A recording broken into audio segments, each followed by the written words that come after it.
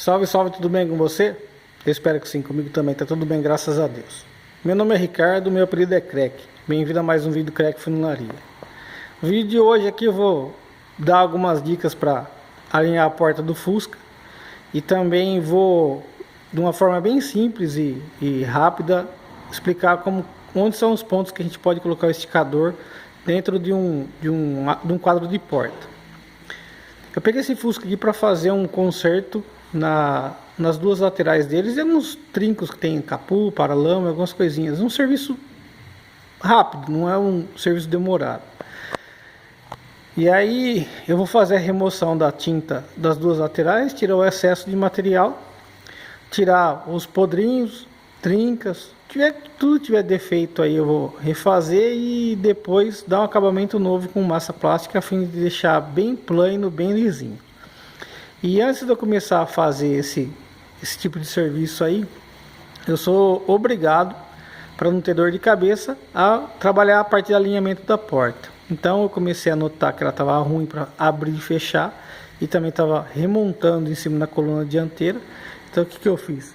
Comecei a trabalhar na parte de alinhamento dela, joguei ela para trás usando uma talhadeirinha aqui, deixa eu ver se eu acho ela aqui, que está aqui em cima. Peguei uma talhadeirinha e coloquei aqui na... Já fiz um vídeo dando umas dicas desse jeito aqui. Coloca a talhadeira aqui na dobradiça da porta. É importante que onde a porta ela vá fixada tem que estar bom, porque senão quebra a parte da coluna. Então eu coloquei essa aqui e fui forçando a fim de fazer um pequeno amassadinho, uma entortadinha na parte daqui da dobradiça. Eu consegui fazer o que eu queria, joguei um pouquinho para trás essa área aqui, distanciando a porta da coluna. O que eu fiz em cima, eu fiz embaixo, a força que eu apliquei em cima, eu apliquei embaixo. Aí eu consegui fazer a porta e um pouco para trás. Beleza, foi para trás, eu comecei a trabalhar a parte de alinhamento dela aqui com o esticador. Eu consegui manobrar um pouco ela, mas ela não o suficiente para poder ficar alinhada com isso aqui. Então eu coloquei o expansor lá de baixo, aqui na dobradiça, e aí eu empurrei essa coluna um pouquinho mais para frente, o teto desceu aqui, sabe? E aí ela foi um pouquinho mais para frente, coloquei a talhadeirinha aqui de novo, forcei e a porta desceu um pouquinho mais. Aí eu consegui esse alinhamento com o vinco aqui, que é um ponto de referência que eu tenho. Aí feito isso, eu comecei a rebater os nervos que tinha na lateral, os amassados que tinha na porta, e eu notei que tinha um podrinho aqui. Eu peguei a chave Phillips e ele varou. Aí eu fui tentar investigar lá, fui ver o que estava acontecendo para esse podre aparecer aqui, que não é normal. É normal apodrecer em partes onde acumula água. Aí eu abri a porta, arranquei o papelão fora, fui ver. Alguém tinha colocado manta asfáltica na folha da porta inteira. E isso aí, tipo, é uma benção para tirar ruído. Só que é um saci para causar podre. É muito comum a gente ver Gol Quadrado, Opala, Monza, esses carros mais velhos, Corcel. Aqui originalmente ele tem uma camada de manta asfáltica, Toroflex. E conforme vai passando o tempo, se o carro fica muito no sol, aquilo lá vai descolando e aí junta o acúmulo de sujeira com água e ele apodrece essa região na porta. E podres em portas não são fáceis, né? São áreas muito grandes que são fáceis de empenar com solda. Então fica a primeira dica aí, tomar muito cuidado com essa parte de manta asfáltica, Toroflex. Eu uso aquela dricofita para colocar em assoalho, tem que ser muito bem colado, porque senão acontece isso, ó. Ferrugem está passando de dentro para fora e a porta é novinha. Essa porta é uma portinha paralela, mas ela tá boa e ela não tem mais pontos de ferrugem por baixo. Foi nessa parte aí da manta asfáltica. Beleza, então aí esse foi o primeiro problema. O segundo problema que eu resolvi foi o seguinte: essa caixa de ar tá um pouquinho para fora. Ela não é para ser soldada assim, ó, de topo. Sempre sobra um pouquinho de pé de coluna para cá e sempre sobra um pouquinho de coluna de coluna traseira aqui, ó. E aí o funileiro colocou essa caixa de ar nova, colocou rente aí, e a hora que ele apertou a porta, a borracha ficou com pouco espaço e ela estava criando uma pressão muito grande na porta, e a porta não estava fechando. Ela encostava lá embaixo e não encostava aqui em cima. Aí o que eu fiz? Arranquei um pedacinho da borracha de fora a fora, na parte de baixo. Sou obrigado a fazer isso, porque senão não fecha. Arranquei toda essa extensão aqui. Agora a porta está sem pressão e está fechando normalmente. Continua vedando lá embaixo, mas não tem aquela pressão excessiva. Outra coisa que eu fiz também, tipo, a fechadura estava ruim, a maçaneta estava ruim para abrir. Eu coloquei um parafusinho Phillips bem aqui nessa parte onde vai empurrar a linguetinha da fechadura para dentro. Tá ruim de focalizar. Vamos ver se eu focalizo. Olha o parafuso aí, ó. Aí esse parafusinho serve para dar um grauzinho a mais aqui nessa linguetinha aqui, ó. Essa linguetinha que faz abrir a porta, tá vendo? Tava faltando. Aí eu coloquei, zerou. Outra coisa que estava pegando também, eu tive que colocar expansor na porta. Quando eu falo expansor, com certeza você deve estar se perguntando, por que funciona isso aí? Porque é assim. Mesma coisa do Opala, mesma coisa do Fusca. A gente tem que deixar uma abertura na porta aqui. Se a gente começar a empurrar muito a dobradiça para trás, a fim de fazer ela correr, vai ficar uma abertura diferente aqui, ó. Não vai ficar uniforme. Você até consegue alinhar a parte de trás, só que a parte da frente você não consegue ter uma abertura assim. Então o que você precisa fazer? Empurrar a coluna inteira.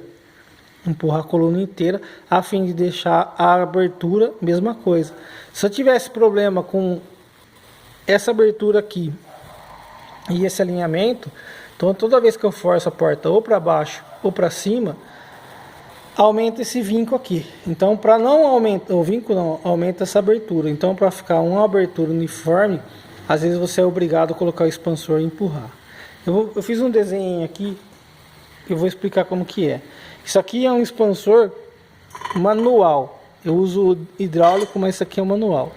Você aperta, solta a rosca e ele encolhe. É uma rosca sem fio dentro de um cano. Você solta a rosca e ele encolhe. Você aperta ela e ela expande. Isso aí empurrando o vão.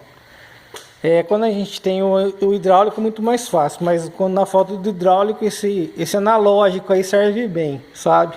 Eu fiz um desenho bem simples aqui explicando o jeito que é. Imaginamos que isso aqui é a parte de trás do carro e isso aqui é o quadro da porta, sabe?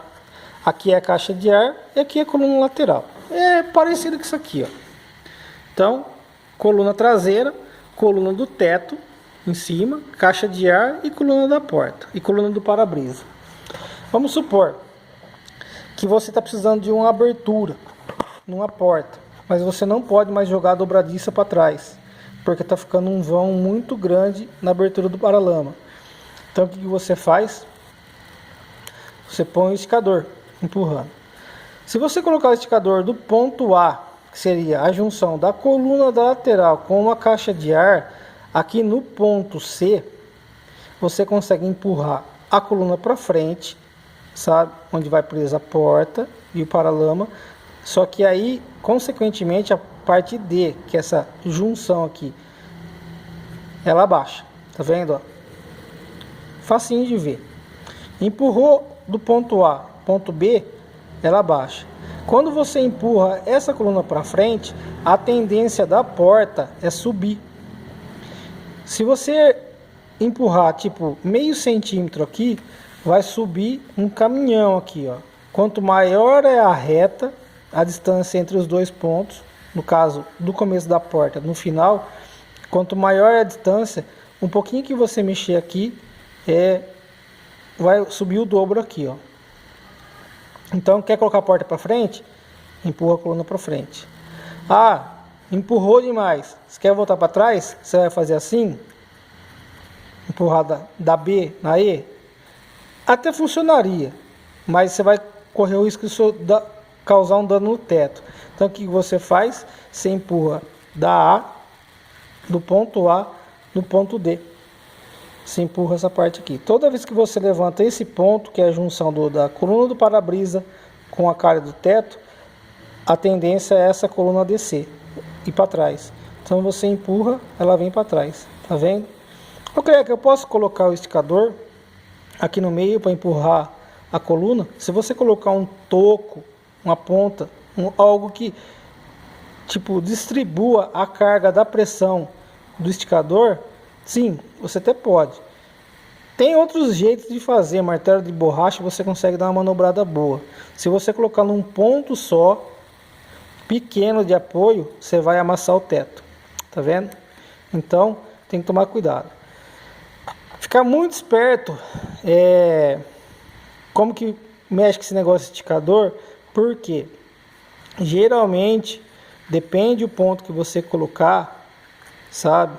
Empurrar o ponto B, o ponto E, tentar empurrar para trás isso aqui, a fim de descer essa coluna, você pode causar um dano que é irreversível, senão pode até ser reversível, mas vai te dar trabalho para pega. Então toma bastante cuidado. O mais comum é isso aqui, ó.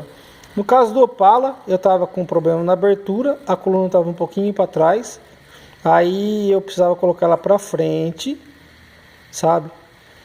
Para a porta parar de remontar, aí eu empurrei ela para frente, depois eu empurrei só a dobradiça para trás. Ficou no alinhamento certinho, ficou bacana demais. Aí, tá vendo? Esse paralama estava remontado com essa porta. Quer dizer, a porta estava remontada aqui, não tinha para onde mais correr para trás, então eu coloquei o esticador empurrando tudo para frente, paralama, coluna e porta.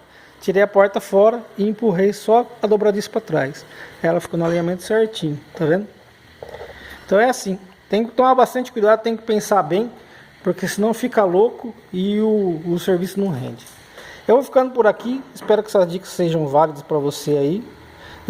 Desejo que Deus abençoe e também desejo um forte abraço.